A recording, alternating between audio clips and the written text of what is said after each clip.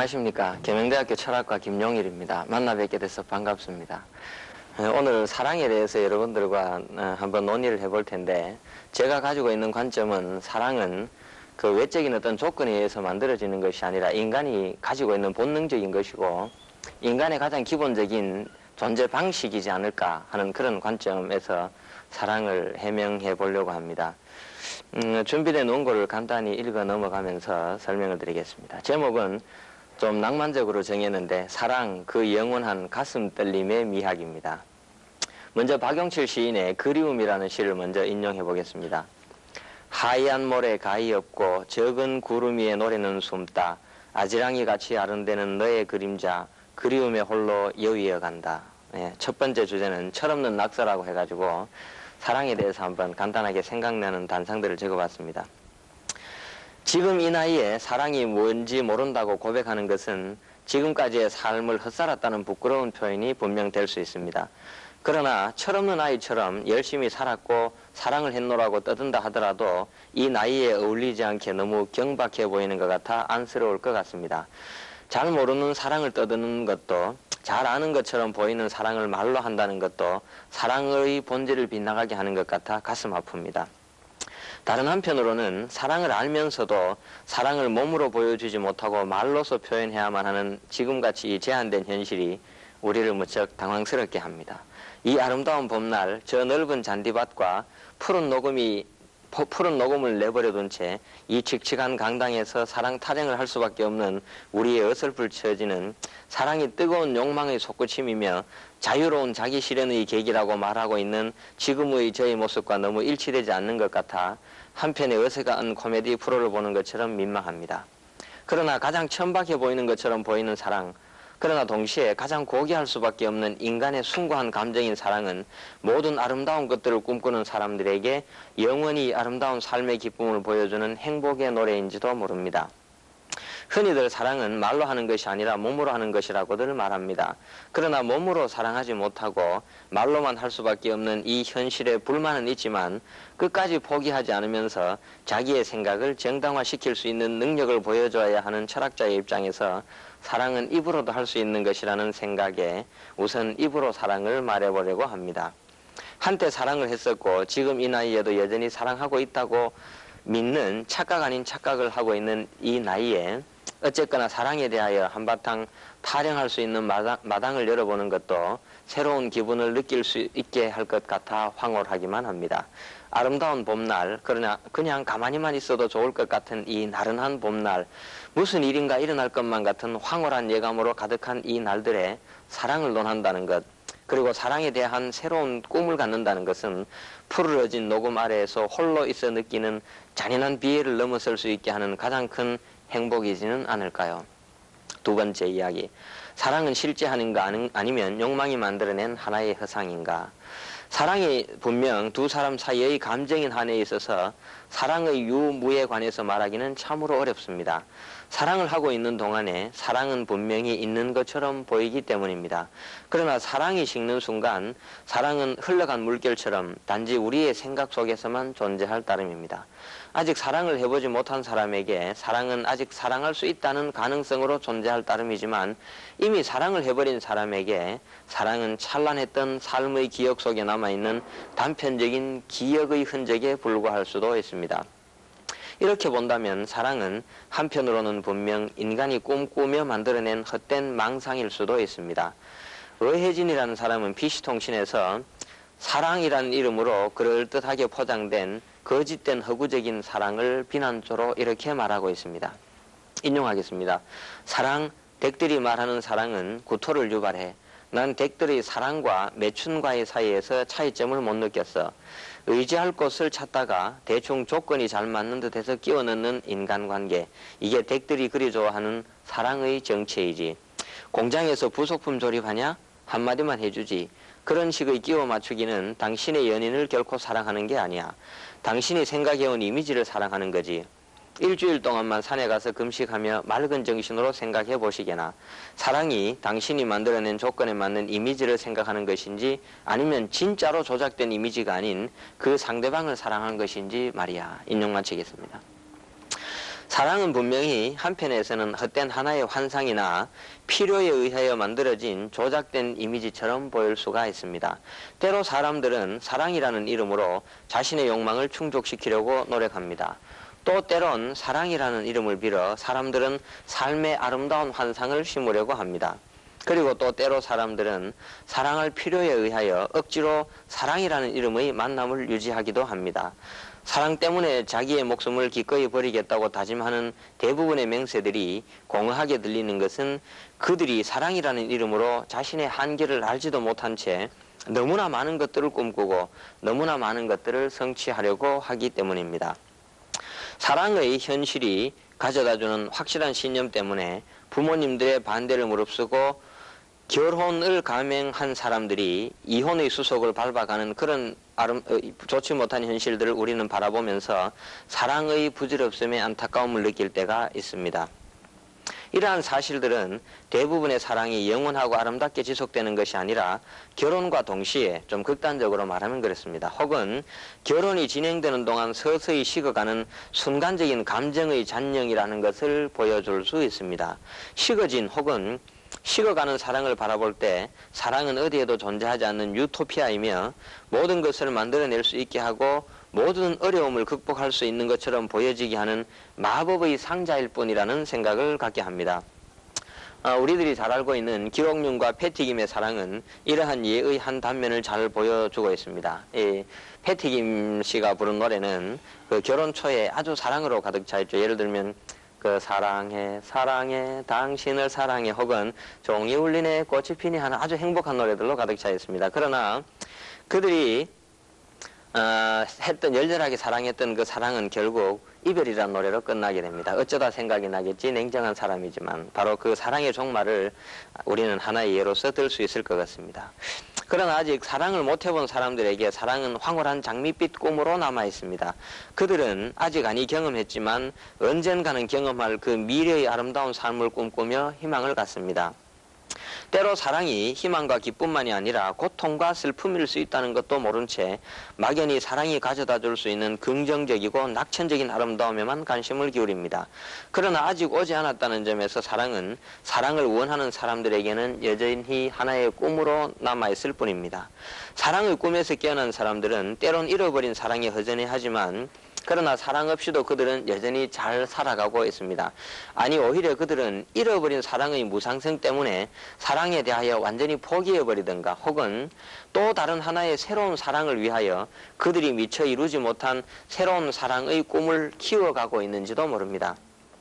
이들에게 사랑의 열병은 길고 끔찍한 하나의 꿈이나 혹은 새로 시작하는 삶에 더 많은 지혜를 얻기 위한 유쾌한 놀이처럼 보일 수도 있습니다.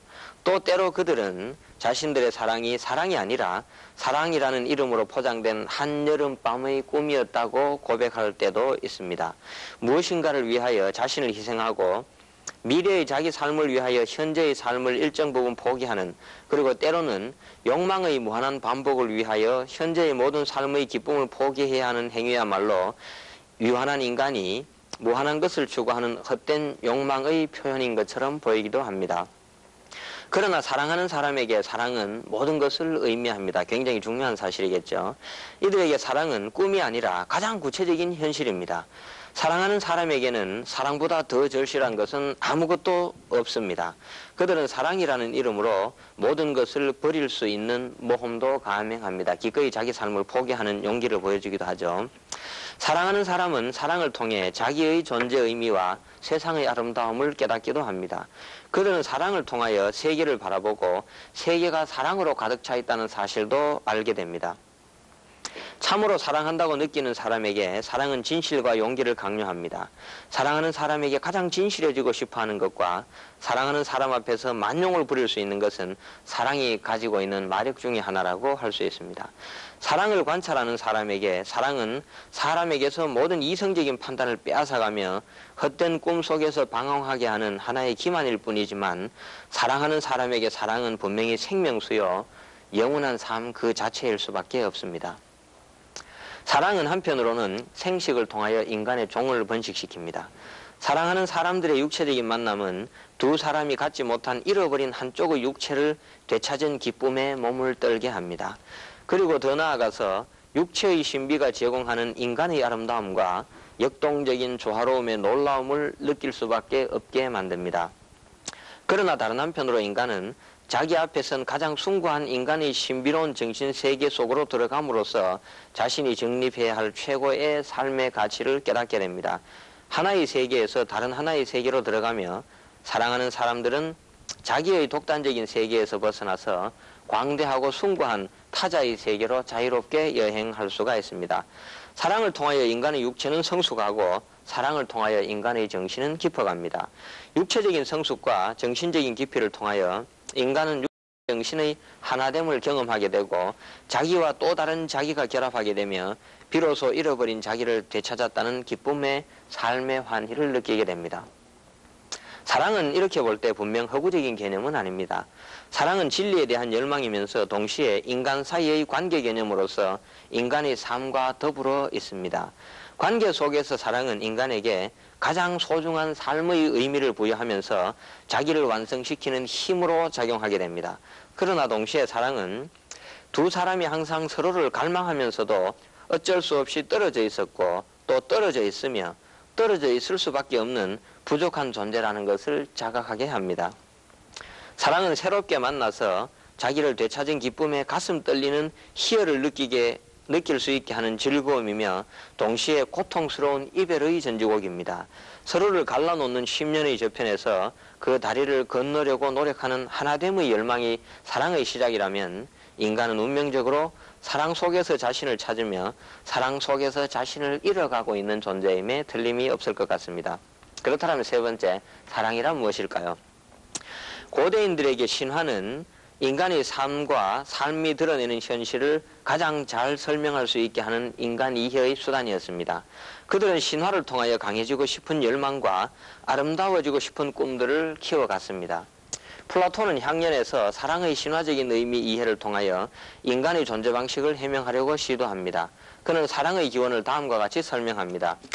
아프로디테의 출생잔치에 풍요의 신 포로스와 빈곤의 신 페니아가 초대가 되죠. 풍요의 신은 모든 것이 여유롭기 때문에 일찍 잔치에 참여하여 신들이 마시는 신주를 마시고 취해가지고 정신을 잃게 됩니다.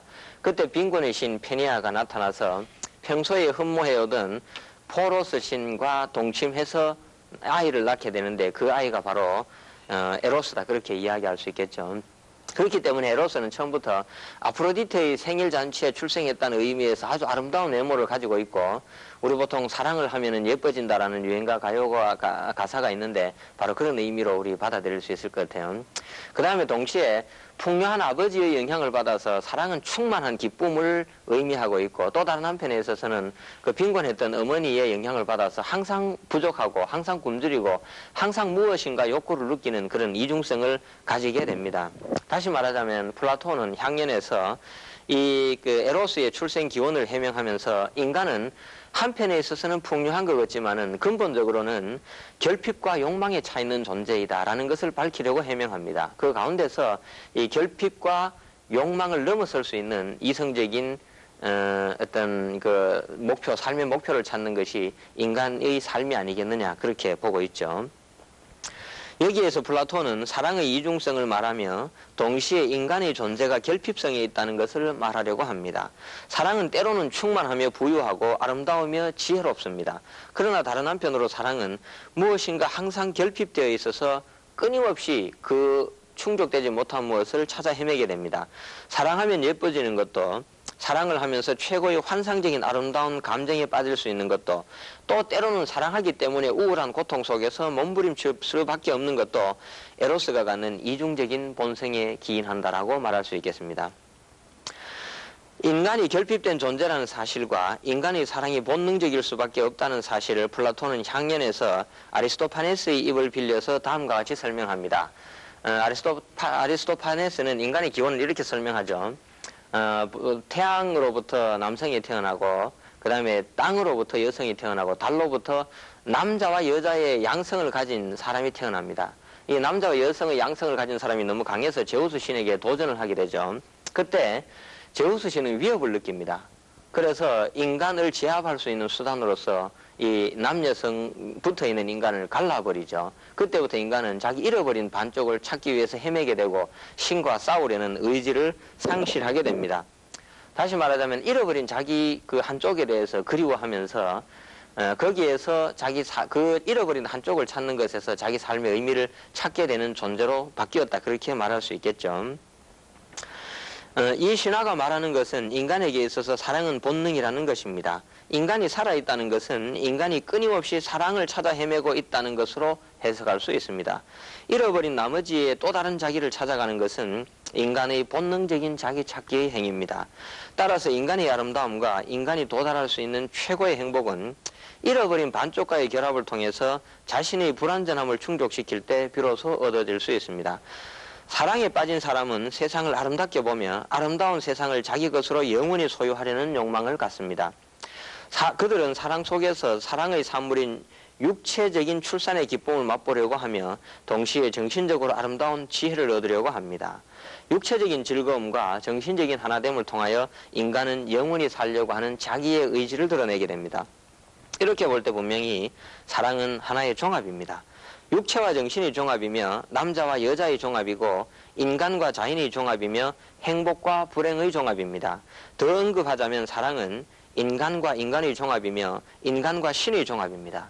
종합은 한편으로는 한쪽의 결핍이나 한계를 극복하고 새로운 충족을 가능하게 합니다.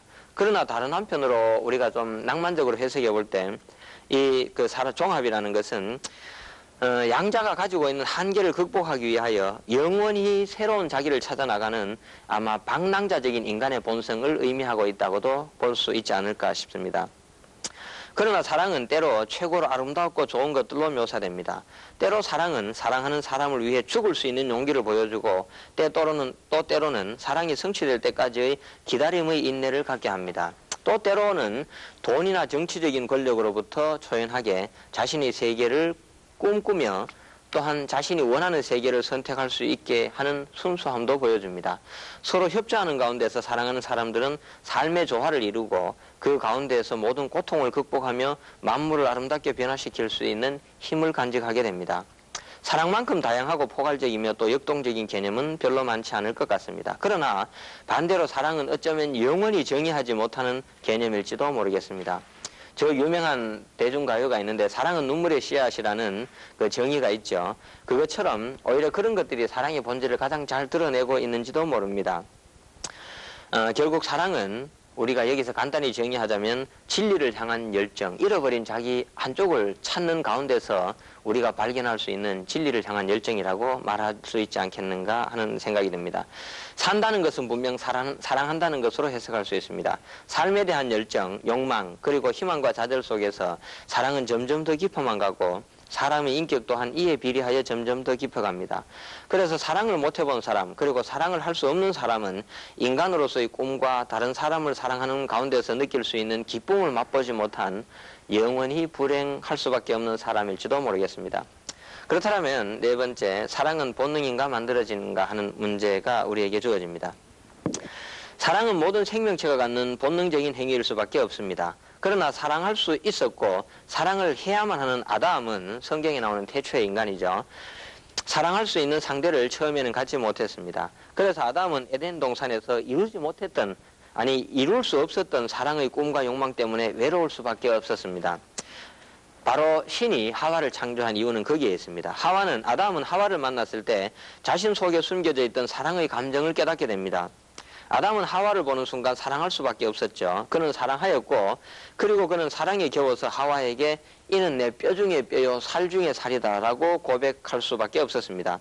그들은 인류 최초로 사랑을 한 행복한 사람이었음에 틀림이 없었습니다. 하나님은 아담에게 사랑하는 법을 가르쳐 주시지 않으셨습니다. 그러나 아담은 하와를 보자마자 바로 사랑할 수 있었습니다. 어떠한 문화적이고 종교적인 조건이 그들을 사랑하게 만들지는 않았습니다. 사랑은 바로 홀로 있을 때 둘이 있음을 느끼고 둘이 있으면서 하나님을 느끼는 인간의 본래적인 존재 방식이라고 말할 수 있겠죠. 사랑이 만약 만들어지는 것이라면 사랑의 시작은 어디며 도대체 끝은 어디일까요? 사랑이 시작되기 전에 그 누가 사랑을 가능하게 하는 문화적이고 동시에 사회적인 개념을 만들어내었을까요? 만약에 사랑이 만들어지는 것이라면 사랑은 분명히 없는 것에서부터 만들어지든가 혹은 있는 것에서부터 있든가 둘 중에 하나일 것임에 틀림이 없습니다. 이것은 바로 파르메니데스의 명제를 이야기합니다. 그러나 없는 것에서 있는 것이 생기는 현실을 우리는 거의 볼 수 없습니다. 이건 불가능하다고 말할 수 있겠죠. 오히려 있는 것에서 있는 것이 유지될 뿐이라면 사랑은 오히려 처음부터 인간의 본능 속에 내재해 있는 것임에 틀림이 없습니다. 우리는 흔히 첫눈에 반한다는 말을 많이 사용합니다. 첫눈에 반한다는 말은 인간이 스스로의 본능 속에 내재해 있던 사랑의 감정을 어느 순간 갑자기 깨닫게 되었다고 해석할 수 있습니다.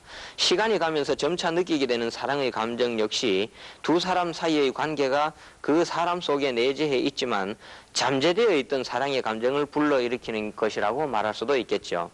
만약에 사랑이 만들어지는 것이라면 사랑은 만들어질 수 있는 일정한 문화적이거나 혹은 사회적인 조건에 의존해야만 합니다. 그러나 인류의 역사를 보면 문화적인 조건과는 상관없이 사랑하며 살았던 수많은 사람들의 얘기를 우리는 들을 수 있습니다. 태초의 인간들이 바로 그러하였고 우리가 잘 아는 그 황태자의 첫사랑이라는 영화에서 볼 수 있는 이러한 예들을 통해서 우리는 그 사랑이라는 것은 문화적이거나 혹은 사회적인 환경을 뛰어넘는다는 것을 알 수 있습니다. 하나님께서는 사랑으로 이 세계를 창조하신 것 같습니다. 그리고 하나님께서는 자신의 창조물들을 사랑하셨습니다. 창조된 모든 것들은 창조될 당시부터 신의 사랑으로부터 만들어진 자신의 생명의 약동을 느낄 수 있었습니다. 사람이 살아있다는 것은 그리고 영원히 죽을 수밖에 없는 인간이 항상 새로운 삶의 환희를 느낄 수 있다는 것은 신의 사랑이 항상 인간과 함께 하신다는 생각과 연관지어서 생각할 수 있습니다. 동시에 인간이 산다는 것은 신의 사랑으로 만들어진 이 세계에서 자신들의 삶의 의미를 신의 사랑 속에서 실현한다고 해석할 수도 있을 것 같습니다. 그러나 유감스럽게도 인간은 신처럼 무한하지 못합니다. 그래서 때로는 신의 사랑 앞에서 인간은 불안해합니다. 사랑은 불안한 인간 존재가 완전을 희구하여 자기를 찾아가는 격정적인 자기 되찾음의 몸부림이라고 말할 수 있겠죠. 이 말은 사랑이 처음부터 완전하지 못한 불완전한 인간의 존재 방식을 드러낼 수 있다고 해석할 수 있습니다. 사랑한다는 것은 불안으로부터 벗어나서 이상적인 자기를 찾아가는 불안의 떨림이며 더 나은 자기를 찾지 못한 현실에 대한 공포와 전율의 몸부림일 수 있습니다. 이것이 바로 인간의 본래적인 모습일지도 모릅니다. 그러나 인간은 사랑의 이념과 사랑의 행위를 통해서 태어납니다. 여기에는 두 가지 해석의 가능성이 주어집니다. 사랑 속에서 태어나기 때문에 인간은 운명적으로 사랑을 할 수밖에 없다는 의미와 인간의 가치는 바로 사랑하고 사랑할 수 있다는 것에서 찾을 수 있다는 것이죠. 그러나 다른 한편으로 사랑은 어차피 죽을 수밖에 없는 사람들이 안간힘을 쓰며 무엇인가를 이루기 위하여 자신을 불태우는 자기 소멸의 행위일지도 모릅니다. 불이 활활 타오를 때 사랑하는 사람은 인생에 있어서 최고의 행복을 느낍니다. 죽음 직전에 모든 살아있는 것이 성스럽고 아름답게 느껴지듯이 가난도 질병도 고통도 그리고 절망적인 상황도 죽음을 앞둔 상황 앞에서는 불행으로 느껴지지 않고 오히려 행복을 향한 과정으로 이해되는 자기 역설의 행위로 보여집니다. 사랑에도 이와 마찬가지로 우리가 이해하지 못하는 역설이 숨어 있습니다. 자기 소멸의 격정이 크면 클수록 사랑하는 사람들은 더 빨리 죽음에 그리고 사랑으로부터의 이별에 가까이 다가갑니다. 그러나 역설적으로 사랑은 죽음 속에서 삶을 찾고 이별 속에서 영원성을 찾는 희망의 속삭임입니다. 모든 문화적인 한계를 뛰어넘었던 성춘향과 이도령의 사랑 이야기나 로미오와 줄리엣의 아름다웠던 사랑 이야기에서 알 수 있듯이 사랑의 위대함은 모든 인간적인 한계를 초월한다는 데 있는 것 같습니다. 만약 이러한 논리가 타당하다면 의식적이고 문화적으로 만들어가는 사랑은 한편으로는 사랑이라는 이름에 어울리지 않는 인스턴트식의 찰나적인 사랑이나 혹은 사랑이라는 이름으로 사람을 기만하는 자기 착각일 수 있을 것이라는 생각이 듭니다. 필요에 의하여 만들어지든가 혹은 환경에 의하여 만들어지는 사랑은 오히려 사랑의 이름으로 드러나는 하나의 거짓된 환상에 지나지 않는 것이 아닐까요? 그렇다면 사랑은 만들어지는 것이 아니라 인간이 태어나면서부터 갖는 인간의 본능적인 본성이며 인간이 인간으로 존재하는 인간의 존재 방식임에 틀림이 없을 것 같습니다. 좀 논쟁의 주제에서는 벗어났지만 제가 강조하고 싶은 마지막 구절을 5장을 말씀드리겠습니다. 제목은 사랑 그 처절한 아픔과 시리도록 그리운 아름다움입니다. 이 세상에서 사랑보다 더 아름다운 말이 있을 수 있을까요? 사랑이란 말보다 우리의 가슴을 뛰게 만드는 것이 또 있을까요? 사랑처럼 희망과 용기, 꿈과 행복, 그리고 절망과 좌절, 비겁과 불행을 한꺼번에 느낄 수 있게 하는 것이 또 있을까요? 모든 것을 감싸주고 이해하며 함께 고난을 극복하여 둘만이 꿈꾸는 희망의 세계에 도달할 수 있는 힘과 능력을 부여하는 사랑. 사랑은 행복이고 기쁨이며 매 순간 생명의 살아있음을 기뻐하는 놀라운 떨림이며 새로운 자기를 바라보며 느끼는 환희에 찬 역동성입니다. 또한 사랑은 우리의 삶을 지탱하는 생명이며 우리를 살아있게 하는 영원한 생명의 불꽃입니다. 사랑은 고통 가운데서도 기쁨을 느끼게 하며 절망 가운데서도 희망을 볼 수 있게 하는 역설적인 힘입니다. 그리고 또한 사랑은 아름다움이고 추함이며 고통이고 기쁨이며 절망이고 희망이며 자기를 완성시키는 샘솟는 힘이고 동시에 절망으로 가득 찬 죽음의 구렁텅이로부터 우리를 건져내는 환희의 송가입니다. 따라서 사랑만이 먼 미래를 꿈꾸며 현실의 모든 고통을 극복하게 할 수 있습니다. 사랑은 자신의 희생을 통하여 서로의 행복에 도달하게 하는 인내와 이해 그리고 용서의 미학을 가르칩니다. 사랑하는 순간 우리는 모든 것을 갖게 되며 사랑을 잃는 순간 우리는 모든 것을 잃게 됩니다. 따라서 사랑은 진리를 향한 영원한 열정일 수밖에 없습니다. 지금 이 나이에도 사랑이라는 말에 가슴이 떨리고 아름다움에 현혹될 수 있는 것은 사랑만이 줄 수 있는 사랑이 갖는 영원한 아름다움 때문이라고 생각합니다. 이처럼 아름답기 때문에 사랑은 인간에게 자기 희생을 가능하게 하며 겸손할 줄 알게 하고 오래 참으며 온유하게 합니다. 고린도전서 13장에 나오는 이야기죠. 이렇게 아름다운 사랑이 불행, 즉 눈물의 씨앗이 되는 이유는 사랑 속에 내재해 있는 욕망의 꿈틀거림 때문이라고 생각됩니다.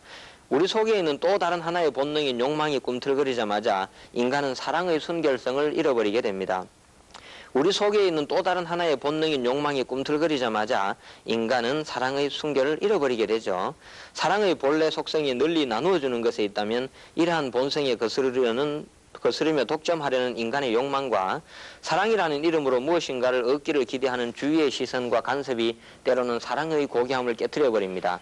사랑하기 때문에 헤어지노라는 저 유명한 김지미 씨와 최무룡 씨의 이야기도 사랑하기 때문에 가족을 죽일 수밖에 없었던 계백 장군의 애달픔도 사랑하기 때문에 사랑하는 사람의 곁을 말없이 맴돌다 떠날 수밖에 없었던 인어공주의 저 환상적인 아름다움도 사랑이라는 이름으로 간직할 수밖에 없는 뜨거운 고통일 수밖에 없습니다. 로마의 휴일에서 볼 수 있는 이루어질 수 없는 사랑에 대한 애틋한 사랑과 사랑하면서도 이루지 못한 사랑에 대하여 영원히 애잔한 그리움을 간직하며 사랑의 아름다움과 아픔을 회상하는 소설 인면호수, 테오도르 슈토름이 쓴 소설이죠. 의 아름다운 이야기, 그리고 슬픈 출생의 한계 때문에 영원히 이루어질 수 없는 사랑의 아픔과 비극들을 그려낸 TV 드라마 첫사랑, 이 모든 것들은 사랑이 안겨주는 슬픈 이야기들을 애잔하게 그리고 있습니다. 남녀 간의 사랑은 사람 속에서 사람의 가장 숭고한 모습을 찾아내고 그 속에서 자기를 실현시키려는 사람 대 사람의 절대적인 관계에서 시작합니다. 때로는 욕망이 사랑이라는 이름으로 가장하고 찾아와서 사람을 현혹시킬 때도 있습니다. 세속적인 욕망이 사랑이라는 이름으로 나타날 때 우리는 순결한 신뢰관계들을 깨트리는 거짓된 사랑의 환멸을 느끼기도 합니다. 그러나 다른 한편으로 사랑은 이루어질 수 없는 꿈의 세계에 대한 동경의 세계를 제시하며 불행 속에서 여전히 행복한 미래를 꿈꾸게 합니다. 사랑의 고통은 역설적으로 사랑하는 사람의 인격을 성숙시킵니다. 미친 듯한 열광 속에서 사랑하는 사람은 사랑하는 사람과의 육체적인 결합과 정신적인 하나됨을 통하여 그들은 하나됨의 의미를 깨닫게 됩니다. 그들은 사랑의 열정 속에서 자신의 모든 한계로부터 벗어나며 인간이 가진 가장 근본적인 자유를 열정적으로 향유하게 됩니다. 아마도 사랑은 눈속을 뚫고 피어나는 에델바이스처럼 고귀하고 순결한 것 같습니다. 이러한 고결함이 인간이 인간으로서 가질 수 있는 가장 아름답고 소중한 그 무엇일 것입니다. 신비롭고 생동적인 사랑을 영원히 간직하길 바라는 것은 인간이 본래적인 자신의 모습을 찾아가는 고향을 그리는 영원한 마음의 표현일지도 모릅니다. 장콕도의 간결한 식기는 바로 이러한 마음을 가장 진솔하게 표현하고 있습니다. 산비둘기 두 마리가 서로 사랑했습니다. 그 다음은 말할 수 없습니다. 감사합니다.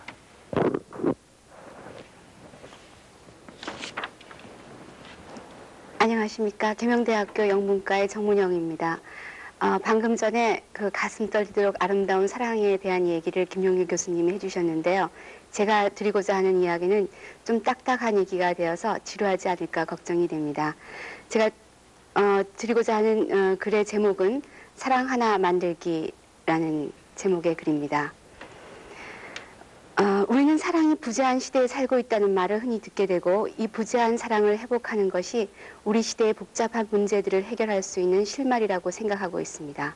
지배자와 피지배자, 가해자와 피가해자, 착취자와 피착취자들 사이의 갈등과 억압으로 인한 복잡한 오늘날의 상황을 사랑의 회복으로 풀어나갈 수 있으리라는 생각에는 한때 사랑이 충만했던 때가 있었는데 오늘날 그것이 고갈되었다라는 의미가 내재되어 있습니다.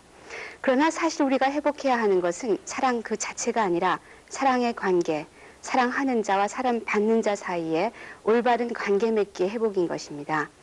만사를 해결해주고 고쳐주는 만병통치약인 사랑은 없어진 것이 아니라 마치 대문자로 표시되는 프랑스 정신분석학자 락강이 말하는 실제처럼 더 리얼처럼 이미 그리고 언제나 그리고 여기에 존재하고 있습니다.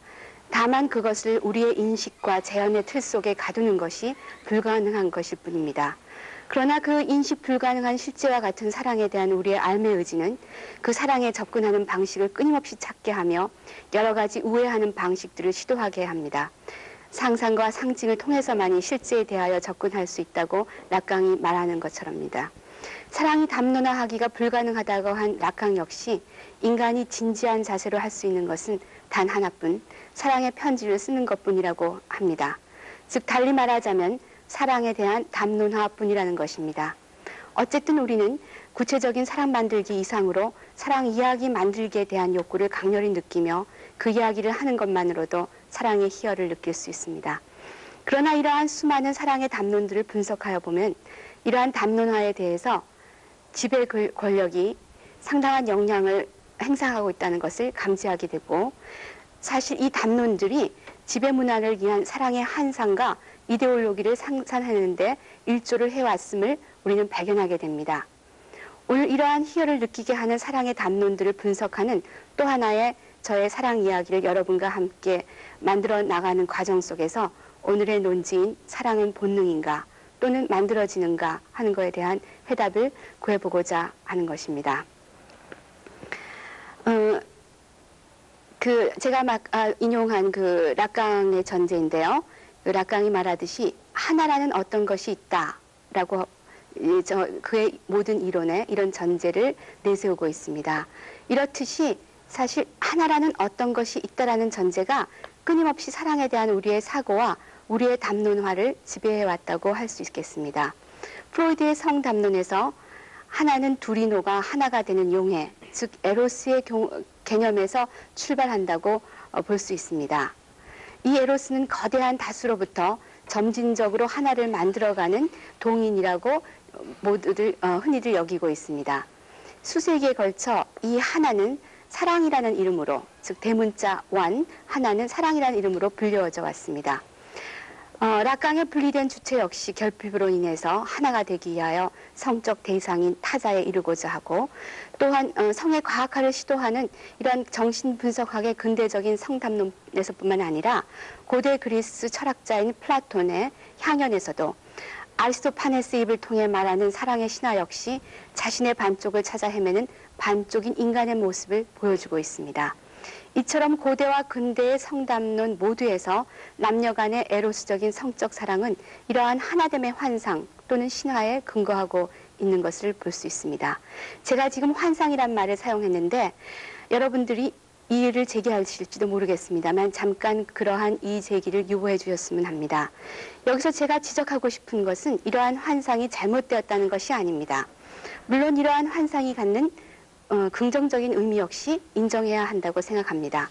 사실 이 세상에서 참을 수 없는 것을 견디게 하는 것은 모두 다 하나, 즉 사랑 또는 영혼이며 이에 대한 꿈과 추구로 우리는 사실 힘든 일생을 살아낼 수 있다고 말할 수 있을 것입니다.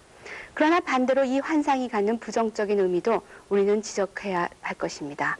즉 이 환상은 하나를 당연한 것으로 강요함으로써 다양한 형태의 소외와 억압을 정당화하고 또한 자연스러운 것으로 만드는 이데올로기의 맹아가 될 수도 있고, 이로써 인간의 의식뿐 아니라 무의식까지도 지배하는 힘을 행사할 수도 있다는 것입니다. 하나됨의 환상은 사랑의 담론의 시작에서부터, 즉 앞서 말한 플라톤의 성담론화의 과정에서 이미 우리는 발견할 수 있습니다. 플라톤의 사랑의 담론은 우선 사랑을 하는 자에 대한 논의로 시작하고 있습니다. 사랑은 사랑을 하는 자, 즉 사랑의 주체로부터 비롯된다는 논리입니다. 이 사랑의 주체가 사랑을 받는 자에게 대하여 갖는 능동성과 지배는 고대 그리스인이 추구했던 도덕적 인간 주체 확립에 있어서 긍정적인 가치를 지니는 것이었습니다. 따라서 간단히 말하자면은 이 성담론에 있어서 성적 쾌락의 주체가 된다는 것, 그것은 즉 사랑하는 자가 된다는 것은 미덕이며, 또 그러한 사랑하는 주체에게 우리가 요구할 수 있는 것은 다만 절제의 정신만이 요구될 뿐입니다. 그러나 이러한 성담론 과정에서 그 다음 플라톤이 직면하게 되는 문제는 사랑을 받는 자에 대한 논의입니다. 고대 그리스 사랑의 담론에는 사실 불행하게도 이 사랑을 받는 자의 역할을 하고 있는 그 여자는 사실 그 당시 노예와 마찬가지로 그들의 본성과 조건의 열등함 자체로 인하여 그 사랑 담론 속에 끼어들지도 못하고, 그 대신에 소년이 이 담론 속에 사랑을 받는 자라는 그 수동적인 위치에 개입되고 있습니다. 즉 그리스 시대의 성담론은 소년애라는 사랑의 형식에 근거하고 있다고 볼 수 있습니다. 플라톤의 사랑하는 자에 중점을 둔 그의 사랑의 담론의 논의에 있어서 사실 사랑을 하는 자에게 능동성과 지배의 역할이라는 긍정적인 가치를 부여하게 됨으로써 그 이분법의 한쪽인 사랑을 받는 쪽에는 수동적이고 지배받는 열등한 위치를 부여할 수밖에 없게 됩니다. 그러나 도덕적 주체로서 자유 성인이 되어야 할 성인으로서 자아 실현을 해야 할 소년은 그 자신과의 관계의 문제에 있어서 그가 사랑의 대상이 된다는 것을 사실 허락할 수가 없게 됩니다. 여기서 플라톤은 이러한 문제를, 이러한 맹점을 어떻게 해결해야 될지 난국에 빠지게 되는 것이죠. 따라서 여기서 플라톤이 이러한 난국을, 이러한 맹점을 어떻게 해결해야 하는지를 살펴보는 것이 의미가 있을 것 같습니다. 여기서 플라톤이 취하는 그 해결 방법은요, 그의 사랑의 담론을 이러한 사랑받는 자의 문제 영역에서 벗어나게 한다는 것입니다. 그래서 그 영역을, 그 사랑받는 자의 영역에서 벗어나서 사랑 자체에 대한 본질, 즉 사랑 자체의 본질에 대한 논의로 옮겨갑니다. 이러므로써 그는 그가 사랑의 담론화 과정에서 부딪혔던 그 난국을 해결하려고 시도를 하고 있습니다. 즉 그는 에로스를 진실, 영혼과 연결함으로써 사랑을 받는 자도 그 에로스의 힘에 의해서, 영혼의 힘에 의해서 진실에 이룰 수 있다라는 조건 속에서 둘 사이의 하나됨을 인정하는 것으로서 그의 사랑의 담론화를 완결짓고 있습니다. 이로써 이제 그의 사랑 담론 속에는 그 담론을 어렵게 만들었던, 담론의 완성을 저해했던 사랑하는 자와 사랑받는 자 사이의 불균형 문제는 더 이상 존재의 이유가 없게 되고 배제될 수 있게 되었습니다. 이처럼 이렇게 사랑받는 자에 대한 논의는 플라톤 이래로 유구한 역사 동안 억압된 채 사실 근자에 들어와서야 그 사랑받는 자의 그 위치를 다시 회복하게 된 여성이 개입함에 따라서 이 여성의 불평등한, 그런 남녀 사이의 불평등한 문제가 제기됨에 따라서 제기되어지는 그 성의 정치학의 문제랄까요? 그런 문제와 함께 거론되기 시작했을 뿐입니다. 자, 이처럼 플라톤의 성담론화에서 볼 수 있듯이 이제는 그 하나됨이라는 그 사랑의 그 하나됨이 성이 배제가 된, 즉 에로스적인 성이 배제가 된 영혼과 영혼의 결합의 문제가 되었습니다. 이제 사랑하는 자의 임무는 사랑받는 자와의 관계 맺기에 대한 것이 아니라 그를 사로잡고 있는 사랑이 진정 무엇인지, 사랑의 본질에 대해서 알아보는 것이 되었습니다. 따라서 이러한 플라톤의 담론화는 그가 처음 담론 속에 도입했던 아리스토파네스의 사랑의 신화 자체를 변형시키고 많은 결과를 초래하게 됩니다. 즉 인간이 상대방에게 즉 그의 반쪽에게 추구하는 것은 더 이상 자신의 반쪽이 아니라 그의 영혼이 추구하는 것은 진실이라는 것입니다. 이처럼 사랑의 담론은 인간과 인간의 하나됨의 이야기에서 이제는 인간의 영혼, 더 완이라는 대문자 완, 하나의 축으로 논의의 영역이 옮겨가 버리고 말게 되었습니다. 그리고 우리가 지금까지 듣게 되어지는 사랑에 대한 지배적인 담론은 이렇게 억제되어진 사랑받는 자의 불평등이라든지 이로 인해서 제기되어질 수 있는 성의 억압 이런 것 자체를 정당화시켜 둔 채 우리로 하여금 여전히 성적 사랑은 하나됨의 환상에 여전히 기초하도록 강요를 하고 있습니다. 자, 이래서 그 다음에 제가 드리고자 하는 얘기는 이렇게 하여 사랑받는 자가 배제되어진 성담론화에서 우리가 볼 수 있는 이분법적인 성사랑의 이분법적인 사고를 한번 검토해 보고자 합니다. 성관계와 사랑의 실제적인 형태가 플라톤의 향연에서 아리스토파네스가 들려주는 인간의 오만과 신의 징벌이라는 아까 김용희 교수님이 들려주셨던 그 원초적인 인간의 드라마와 연관되어질 때 그때에도 사실은 살펴보면은 그 행위나 성행위라든지 성의 쾌락이 나쁜 것이라고 간주되어지지는 않았습니다. 오히려 그것들은 그와는 반대로 인간의 가장 완성된 존재 양식으로 여겨졌고 그래서 그러한 존재 양식을 복원시키고자 했던 것이었습니다. 이처럼 본래 온전한 것에 대한 인간의 열망은 에로스에서 출발한 것이었습니다.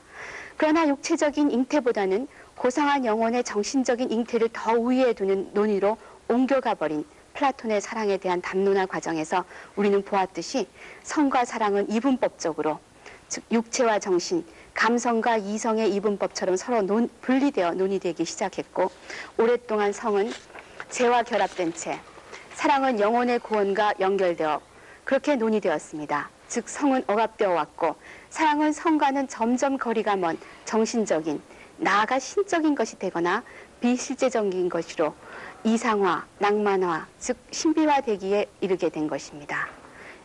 이러한 것이 사실 우리가 흔하게 지금까지 듣는 사랑에 대한 지배 담론의 기본적인 패러다임을 형성하고 있는 것입니다.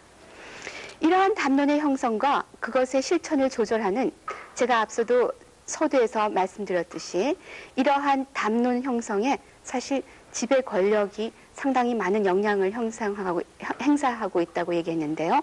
이러한 것을 조절하는 권력 체계에 대한 분석 비판을 본격적으로 시도하고 있는 그 성의 역사를 쓴 미셸 푸코의 얘기를 사실 저는 오늘 제가 논의하고자 하는 저의 얘기에 있어서 그 푸코가 사용하고 있는 그 어떤 방법론이랄까요? 그런 것을 제가 지금 도입하고자 하는데요. 그 푸코는 사실 그 성의 역사에서 지금 역사적으로 쭉 성에 대한 역사를 검토하는 가운데 있어서 성에 대한 억압의 가설이라고 할까요? 그런 것을 자세히 검토하고 있습니다. 그리고 그 억압의 가설이 출현한 그 시대적인 배경 또는 그러한 것을 출현시킨 그 시대의 권력의 어떤 책략이랄까요? 그런 것을 드러내 보임으로 해서 사실 그것이 사실은 당연한 것이 아니라 허구적인 것이라고 하는 것을 비판하며 논박하고 있는 것입니다. 따라서 저는 제가 드리고자 하는 사람 담론의 방법론으로서 이러한 푸코의 방법을 빌어쓰고자 하는데요. 한마디로 푸코에 의하면은 성의 역사는 성의 부정의 역사라는 것입니다. 사실 근대의 엄격한 도덕주의는 성에 대한 담론을 사실 금지하고 또는 침묵하도록 강요해 왔습니다. 그러나 금세기에 들어와서 사실 프로이트에 의해서 본격적으로 정신분석학에서 본격적으로 시작하고 있는 이 요란스러운 성의 억압에 대한 비판이라든지 장황한 성담론은 사실 또한 이것도 살펴본다면은 권력의 전략적 의도에 의한 것이라고 볼 수 있습니다. 즉 또 다른 차원에서의 억압을 즉 성의 과학화라는 것을 통해서 보다 고도의 억압을 행사하고 있다고 볼 수 있는 것입니다. 그리고 최근에 오늘날 우리 사회를 정보사회라고 하는데요. 이 정보사회는 성을 원자화된 현대사회에서의 철저히 고립된 개인으로서의 현대인들 사이의 거래 대상으로, 즉 무신화 또는 상품화하고 있으며, 대중문화의 이런 메커니즘을 통해서 창출된 이미지들이 그것이 사실 진리인 것처럼 보이게 하는 그러한 일종의 보들리아르가 말하는 가상실제 효과를 통해서 성을 통제하고 있다는 것을 우리는 사실 알 수가 있습니다.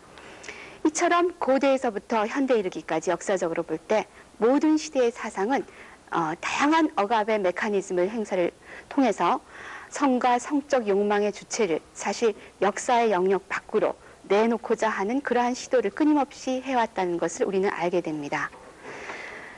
이러한 성 담론을 형성하는 권력관계를 분석하는 푸코의 방법론에서 제가 빌어오고자 하는 것은 사실 지금 제가 얘기했듯이 그 성 담론을 분석해서 그 성 담론에 행사하고 있는 어떤 권력의 지배를 수용한다든지, 아니면은 그 권력의 권력이 초래하고 있는, 영향을 가하고 있는 그 성 담론의 환상의 허구성을 폭로한다든지 하는 그러한 것이 아니라, 그것보다는 일종의, 이거는 푸코 자신의 말인데요. 개방된 전략이라는 그런 전략을 빌어올 수 있다는 것입니다. 즉, 이 개방된 전략이라는 것은 담론을 형성하는 권력 관계와 억압의 기제를 드러내 보임으로 해서 그 기제의 원리를 이용하여서 그 담론의 틀을 넘어설 수 있는 그러한 거기서 구할 수 있는 그런 전략을 말하는 것입니다. 그래서 사실 이러한 푸코에서 저희가 발견할 수 있는 개방된 전략을 통해서 오늘날 우리의 현대 성 담론을 한번 분석 비판하여서 지금까지 제기되었던 성과 사랑의 이분법을 넘어서 진정한 사랑, 하나의 사랑을 만들 수 있는, 그런 사랑 이야기를 만들 수 있는 그러한 시도를 한번 해보도록 하겠습니다. 우리 현대를 살고 있는 우리가 사실 성적인 사랑의 경험들을 어떻게 형성되고 있는지 하는 이런 경험을 살펴보는 데 있어서 그 하나의 사랑을 이라는 진정한 하나의 사랑을 만들어가는 어떤 과정에서의 어떤 성 담론의 일부라고 본다면요. 그런 전제 속에서 한번 현대의 성 담론을 살펴보겠는데요. 여러분도 지금까지 제 얘기에서 간파하셨겠지만 간단히 말해서 제가 말하고자 하는 전제는 제가 말하고자 하는 얘기의 전제는 인간의 자연스러운 감정의 흐름으로 간주되어 온 성적 사랑이라는 것은 사실 하나의 문화적 구성물에 지나지 않는다는 것입니다. 즉 만들어진 것이라는 것이죠. 로버트 크라우트라는 사람에 의하면은 정서라는 것은 사실 사회적으로 구성되어진다라고 얘기합니다. 그의 말에 의하면은 사랑이란 정서 역시 그 사회가 구성한 사랑의 시나리오라는 것입니다.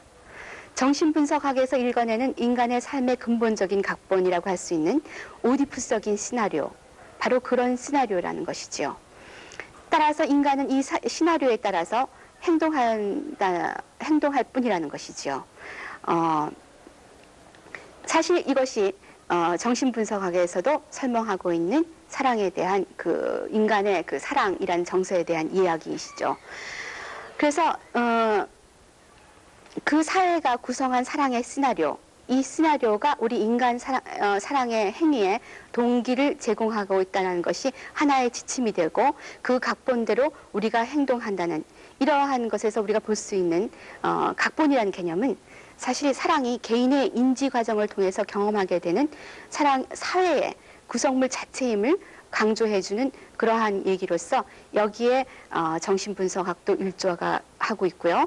사실 김용일 선생님이 강조하고자 한 사랑은 본능적이라는 것에 대한 어떤 그 반박의 근거를 어떤 과학적인 이론을 들어서 설명할 수 있는 그러한 맥락이라고도 볼 수 있습니다. 자, 어쨌든 현대에는 제가 생각하기에는 저뿐만 아니라 이런 많은 사람들이 언급하고 있는데요. 바로 이런 주어진 그 사랑의 시나리오 중에 낭만적 사랑의 시나리오에 의해서 사랑을 경험하고 있다고 하는 것입니다. 이러한 저의 이야기에 신세대 여러분인 우리 학생 여러분들은 이의를 제기할 수 있겠습니다. 저 사람은 20세기 최후의 낭만주의자인가 보지? 누가 요사이 그런 각본을 따르고 있나? 서로의 이권을 해치지 않은 한도 내에서 서로의 합의에 따라 즐기는 감각적인 사랑. 우리는 그런 각본을 따르는데 라고 논박할 수 있을지도 모릅니다. 자, 그렇다면 바로 제가 주장하는 사랑은 문화 배경 속에서 특정하게 구성된다는 사실을 여러분들은 인정하고 있는 셈이 될 수 있습니다. 그러나 제가 오늘 낭만적 사랑의 각본을 현대 사랑 담론의 각본으로 이용하고자 하는 것은 사실 오늘날 우리 사회의 주도 계층을 이루고 있는 근대 사회의 새 계급이라고 할 수 있는 부르주아지 계급의 자기 정체성 확립과 상당히 밀접한 관계를 가지는 것이 이 낭만적 사랑의 각본이기 때문인 것입니다. 전통사회에서 획득적 신분사회로 이행하게 되고 공동체적인 문화가 해체되고 개체화되면서 개인적인 행복에 대한 추구가 강렬해지는 주관주의적 그러한 문화가 출현하게 되는 근대사회에 이르러서 남녀 간의 낭만적 사랑, 이 낭만적 사랑의 제도화인 연애결혼, 그리고 그 결혼이 이루는 부부 중심의 가정구조, 사실 이것이 가부장제적인 가정구조이죠. 이러한 가정구조로 이어지는 일련의 문화현상이 사실 근대 문화현상으로 나타나게 되는데요. 이러한 문화현상을 살펴보는 가운데 있어서 사실 우리는 비로소 진정한 의미의 성적 사랑이 비로소 가능하게 된 것처럼 그렇게 우리는 여겨지는 현상을 보는 거라고 착각하게 됩니다. 근대인들은 남녀 간의 사랑이 인간 생활의 가장 본질적이고도 중요한 것으로 믿고 있으며 그것을 행복한 결혼으로 이어가기 위하여 최선을 다하고 있습니다. 아리스토파네스의 사랑의 신화에서처럼 어디에 있는지 모르지만 첫눈에 알아보게 될 천생연분의 짝인 반쪽을 찾아 많은 사람들이 드디어 본격적으로 헤매기 시작한 것입니다. 근대 문학 작품에 있어서도 특히 19세기 리얼리즘 소설, 즉 부르주아 계급의 발생과 긴밀한 관계를 갖는 문학 장르라고 할 수 있는 19세기 소설에서 보면은요, 여기서 가장 중요하게 다루어지는 이슈는 남녀 간의 사랑과 결혼 문제입니다. 그 시대의 주도 계급인 부르주아지의 권력이 사랑의 담론화에 끼친 영향에 대한 검증의 장이라고까지도 여겨질 수 있는 그 소설 작품은요, 이 소설 작품에 있어서 그 주인공들의 사랑과 그 사랑에 입각한 결혼 이야기의 전개를 살펴보면은요, 사실 이들 사이의 그 연애와 결혼은 그 근대 사회가 구성해서 제공한 낭만적 사랑의 각본에 의하여 따라서 전개되어지고 있는다는 것을 우리는 구체적으로 보게 되는 것입니다.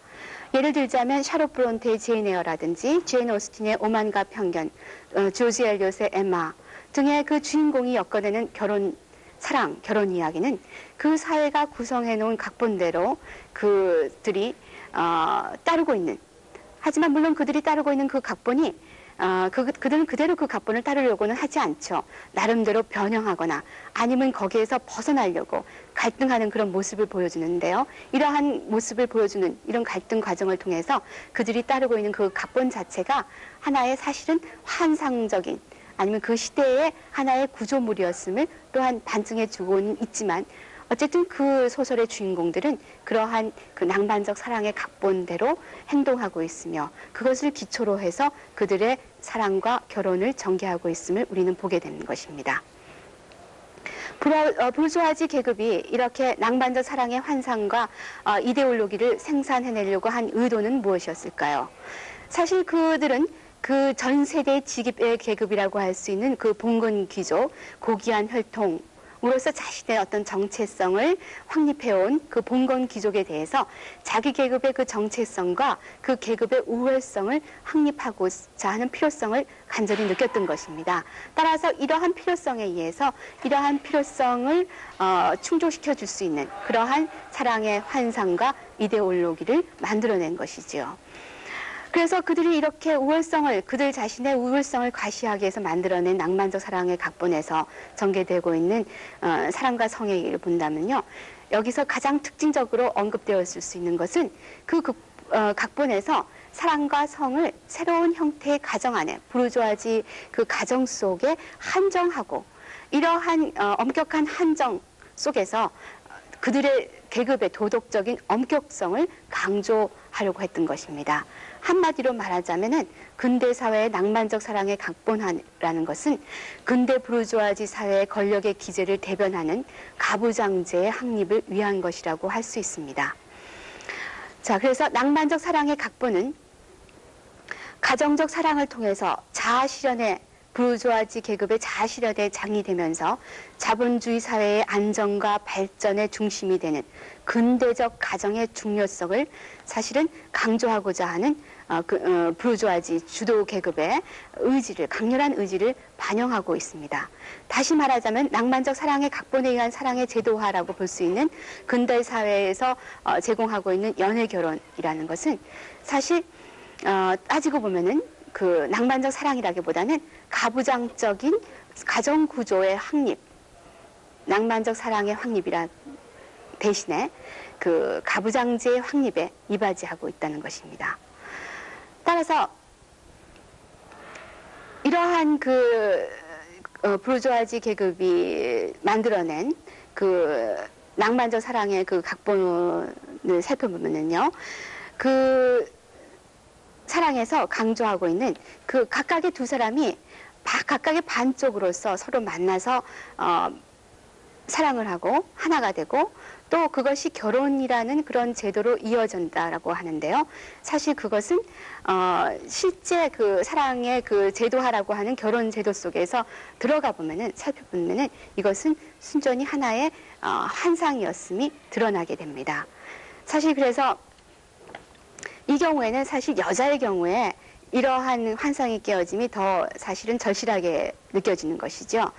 사실 여자의 경우 살펴보면은 이런 낭만적 사랑이라는 그러한 그 환상 속에서 여성의 무한한 희생과 복종이 사실은 강요되어지고, 사실 그 낭만적 사랑이란 각본 자체에는 이러한 여성의 희생과 복종이 전제되고 있습니다. 그래서 사실 이러한 것을 제도화 과정을 통해서 여성이 겪게 되는 경험을 통해서 동등한 위치의 반쪽과 반쪽 사이의 사랑이라는 것은 하나의 환상이었을 뿐이며, 사실 결혼 전에 자기가 생각했던 것과는 상당히 많이 달라졌다는 것을 발견됩니다. 그래서 사실 많은 현대 여성들이 결혼한 후에 연애할 때와 급격하게 달라진 상황에 상당한 충격을 받는 이유도 여기에서 우리가 찾아볼 수 있을 것입니다. 자, 이제 이 낭만적 사랑의 각본에 의해서 결혼이라는 사랑의 제도는 우리 여자에게 가정이라는 것이 여성의 인생의 전부가 될 것을 상당히 무리한 요구를 하고 있음을 우리는 또한 살펴볼 수 있습니다. 또한 여기에서 우리는 이러한 상당히 무리가 되는 강요를 하고 있는, 또 그리고 그 강요를 지지하고 있는 지배 문화가 낳은 또 하나의 사랑의 신화를 또 발견하게 됩니다. 즉 모성의 신화라는 것이죠. 즉 모성이야말로 가장 고귀하고 신성한 여성의 의무이자 여성의 본능으로 아내는 자식들의 어머니일 뿐만 아니라 사실은 남편의 어머니까지 되어서 그들에게 정신적으로 육체적으로 젖을 무한히 주도록 그렇게 얽매어 놓는 그런 모성의 신화가 바로 그 신화인 것이죠. 여기에 대해서 페미니즘 이론가인 에드리안 리치라는 여자는 이렇게 제도화된 사랑인 결혼과 모성애가 사실 여성에게는 자아실현이라고 할 수 있는 지적 능력의 발휘보다는 모성의 본능을, 그리고 이타심을, 자아 창조보다는 타인과의 관계를 우선하도록 강요하고 있다고 지적하고 있습니다. 자, 여기서 우리는 이러한 성담론, 근대 성담론의 이 전개 속에서 고대 앞에서 살펴본 플라톤의 성담론이라고 할 수 있는 플라톤의 성담론이 고대 그리스의 성담론에서는 완전히 배제되어진, 여자가 완전히 배제되어졌는데요. 그 배제되어진 여자 그 위치에 이제 드디어 어떤 여자가 거기 위치에 개입되어지는 것을 우리는 발견하게 됩니다. 하지만 지금껏 살펴봤듯이 어떤 여자의 어떤 반쪽으로서, 남자의 반쪽이라든지 하나의 주체의 사랑하는 자와 사랑받는 자의 어떤 파트너의 반쪽으로서 여자의 위치라기보다는 그 남성, 여전히 사랑하는 자의 위치를 차지하고 있는 남성의 자아 확립을 위해서 영원히 타자가 되어주기를 강요하는 그러한 위치로의 복귀라고 할 수 있죠. 그 위치로의 여자가 드디어 등장하게 되어지는 그러한 성담론을 여기서 우리는 보게 되는 것입니다. 즉 한마디로 말하면은 이 앞에서 말했던 플라톤의 성담론이라든지 이 근대의 낭만적인 성담론화 과정을 살펴보면은 처음은 분명히 에로스에서 출발합니다.